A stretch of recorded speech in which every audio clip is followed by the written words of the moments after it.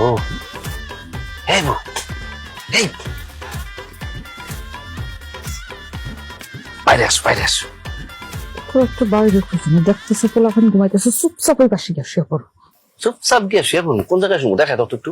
সব জায়গায় তো পোলাপেন শুয়ে আছে, আমার শোয়ার জায়গা আছে? ঘুমাইতে মন না চাইলে বাইরে গিয়ে বসে থাকো।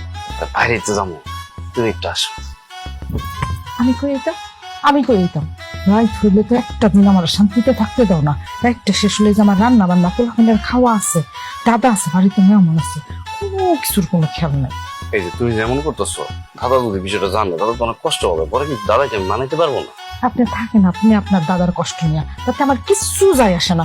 আপনার আমি কইয়া দিছি না, 1 মাসের আগে যদি আপনি আমার কাছে আইন, আপনার গলাটা আমি একদম দাও দিয়ে ফেলাই।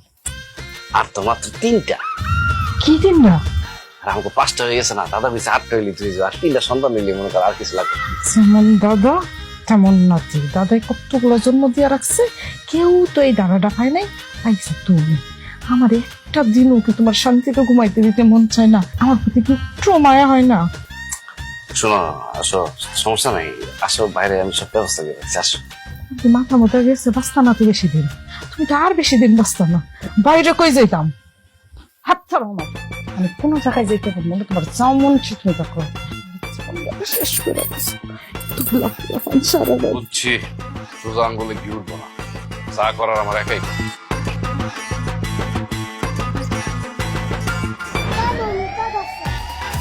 কি ধরছে? চল সারা রাত চল চল চল। শেষ করে দিছি। ঘুমাস না কেন? সারা রাত বাকি চালাইবো, সারাদিন পোলাপেনটা খাওয়াও পড়াও রান্ধবো।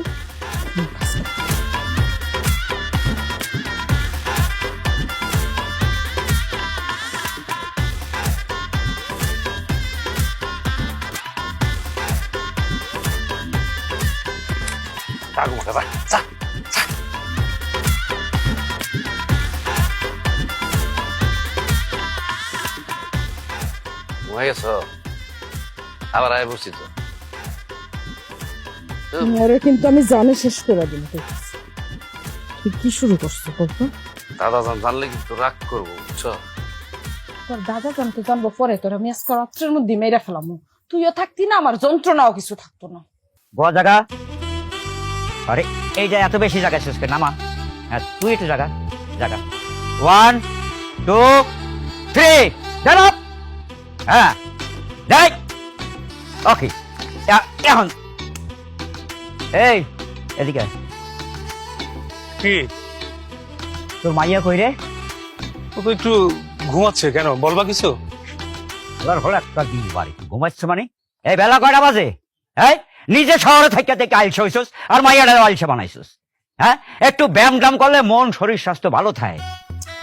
করি তো, এখন বেড়াতে এসেছি, বেড়াতে এসে কি মানুষ এক্সারসাইজ করে নাকি? শহরে তো আমি রেগুলার এক্সারসাইজ করি। তোমার ওই XYZ এইয়া করলে তো কিছু হবে না, ব্যায়াম করতে হবে। ব্যায়াম বোঝো না? এই যে দেখছো ব্যায়াম করাচ্ছি, এই ব্যায়াম করলে এতদিনে যদি তুই ব্যায়াম করতি তাহলে তোর 10-12টা গুড়াগাড়া হইতো। হলার দিমু না হে একটা।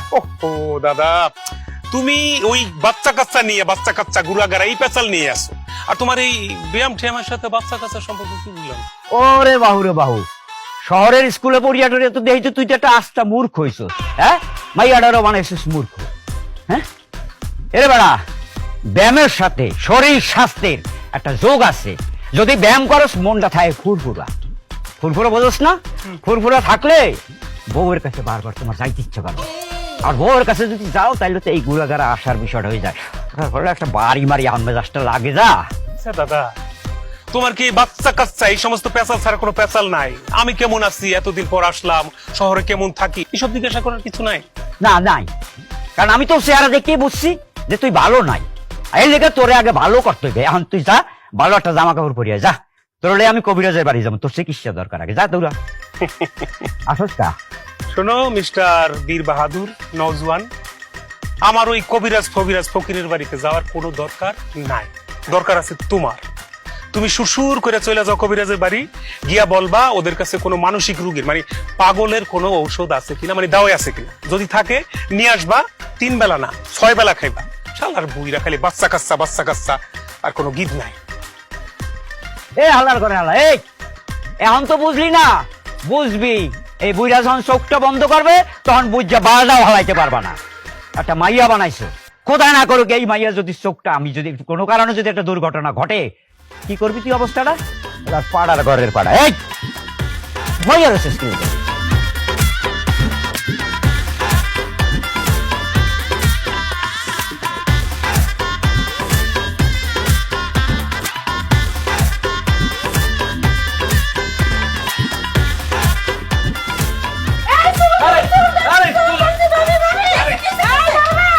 আরে কি ব্যাপার তোমরা এখানে? নিজের বাড়িতে কি নিজে কেউ চুরি করে? আমরা তো এমনি আসছিলাম দেখতে। কি কথা দাদা? হ্যাঁ, আমরা তো ওই তোর একটু মাইয়া দেখিয়া ভাবলাম তোর লাগে নাথবুর লগে মনে হয় কোনো মনোমালিন্য চলতেছে, তাই বিষয়টা শিওর হওয়ার জন্য একটু জানলায় কান পাচ্ছিল। কি আপনারা আমাদের কথা শোনার জন্য জানলায় কান পাচ্ছিলেন? না না, শুধু শোনার জন্য আসিনি তো, আমরা দেখার জন্য আসছিলাম। ছি, তোমাদের এরকম চিন্তা ভাবনা আমি তো ভাবতেই পারতেছি না। আচ্ছা তোমার আর ভাবতে হবে না।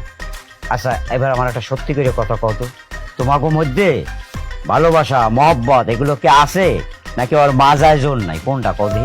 দাদা দাদা কোথায় কোন কথাটা বলতে হবে এই বোধ শক্তিটা জীবনও ছিল না, এখনো হয় নাই। এখন ছোট ভাই বউ তুই আমার কথা শোন, মুরগিরে ঠিকঠাক মতো যত্ন না নিলে মুরগি কিন্তু ডিম দেয় না। হ্যাঁ, এই যে তোর একটু ঘুরাগাড়া, এটার কি কোনো ভবিষ্যৎ আছে?